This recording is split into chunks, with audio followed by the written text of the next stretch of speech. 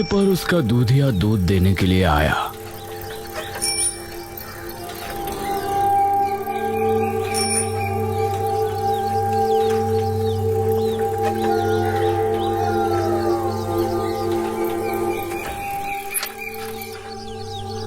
अरे रमेश बाबू, दूध ले लीजिए, कहाँ छिपे बैठे हैं?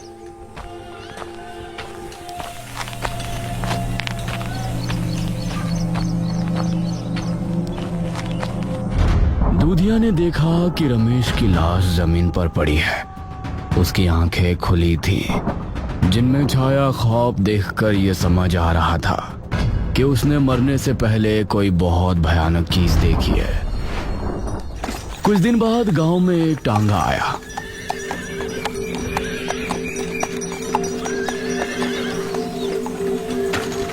उसके अंदर से मनोज नाम का एक आदमी उतरा। टांगे वाले ने उसके 2 बड़े बड़े बैग भी टांगे से उतारे। शुक्रिया भाई। तभी मुखिया भी अपने एक आदमी के साथ वहां आया।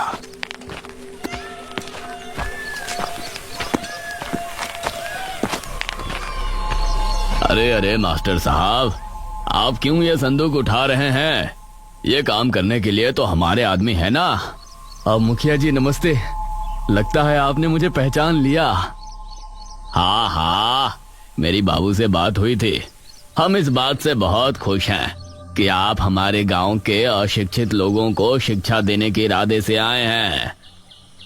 मुखिया जी, मुझे एक घर रहने के लिए मिला है। क्या आप मुझे वहां तक छुड़वा देंगे? हाँ हाँ, मैं ही आपको छोड़ने चलता हूँ।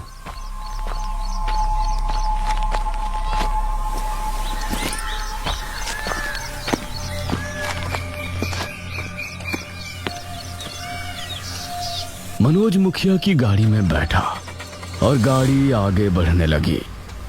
वैसे वो घर बसावट से काफी दूर है। कुछ देर की यात्रा के बाद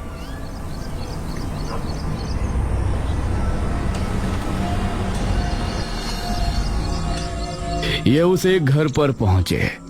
एक पुराना सा घर।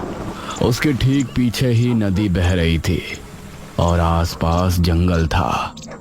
अरे वाह, ये तो काफी अच्छा है। मुझे ऐसा ही घर चाहिए था। मुखिया के आदमी ने उसके दोनों बैग घर के अंदर रख दिए। मास्टर साहब, आपकी पाठशाला की सफाई का काम आज पूरा हो जाएगा। आप कल से पाठशाला शुरू कर सकते हैं।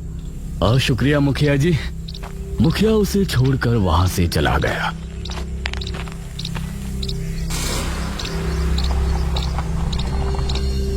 मनोज ने अपने बैग्स को कमरों में रख दिया।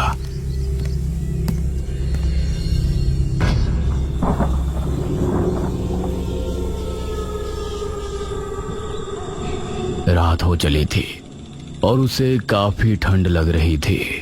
हे भगवान, यहाँ इतनी ठंड क्यों लग रही है?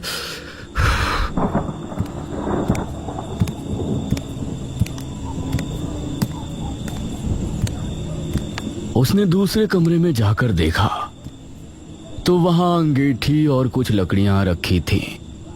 अरे, ये लकड़ियां तो बहुत बड़ी हैं। इनको बिना काटे तो अंगीठी में डाला ही नहीं जा सकता। उसने सभी कमरों में देखा, लेकिन उसे वहां कुल्हाड़ी नहीं मिली। चलो बाहर जाकर देखता हूं। हो सकता है जंगल में छोटी लकड़ियां मिल जाएं। बिना काटे ये तो अंगीठी में नहीं आने वाली। वह घर से बाहर निकला। मौसम काफी ठंड था। उसने देखा कि नदी की तरफ कुछ छोटे पेड़ भी है। उन पेड़ों से छोटी लकड़ियों का इंतजाम हो सकता है। वो नदी के ही तरफ रवाना हुआ। सामने से आती लहरों का नजारा उसे बहुत मनमोहक लग रहा था। वो लकड़ियों को भूल गया और नदी के किनारे की तरफ उसके कदम चल पड़े।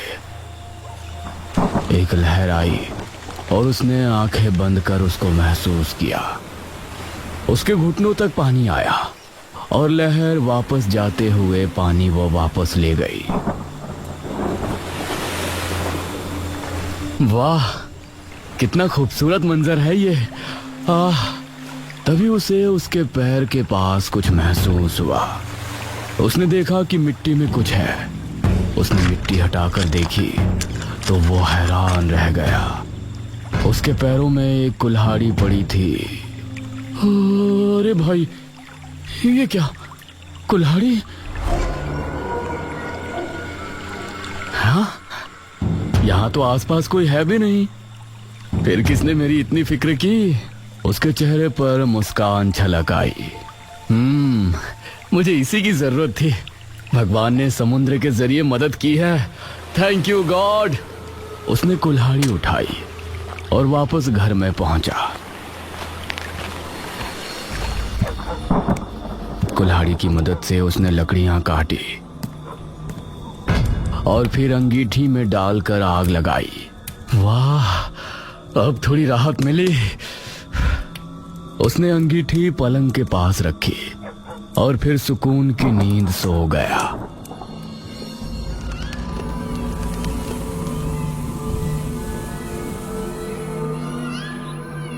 अगली सुबह मनोज अपने पाठशाला में पहुंचा। पहले दिन से ही वहां गांव के कई लोग शिक्षा लेने पहुंचे। मास्टर जी, ये नटूरे का क्या मतलब होता है? ये सुनकर मनोज मुस्कुराया। अरे चाचा जी, वो नटूरे नहीं, नेचर है। Nature nature. ये सुनकर सभी हंस पड़े।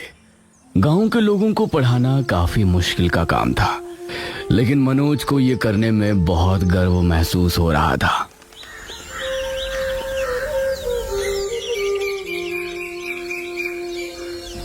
दोपहर होने पर मनोज पाठशाला को ताला लगाया और फिर मुखिया उसे गांव घुमाने जगह जगह ले गया।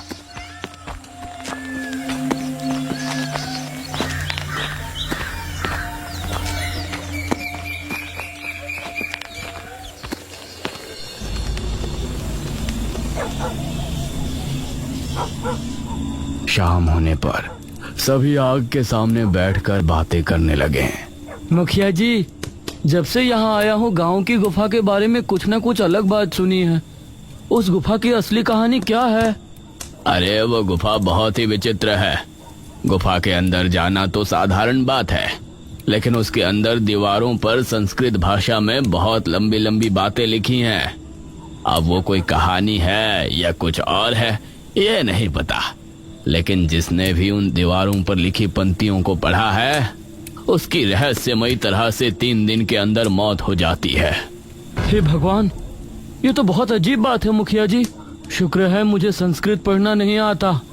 मनोज को इस बात पर भरोसा नहीं था, क्योंकि वो एक पढ़ा लिखा व्यक्ति था।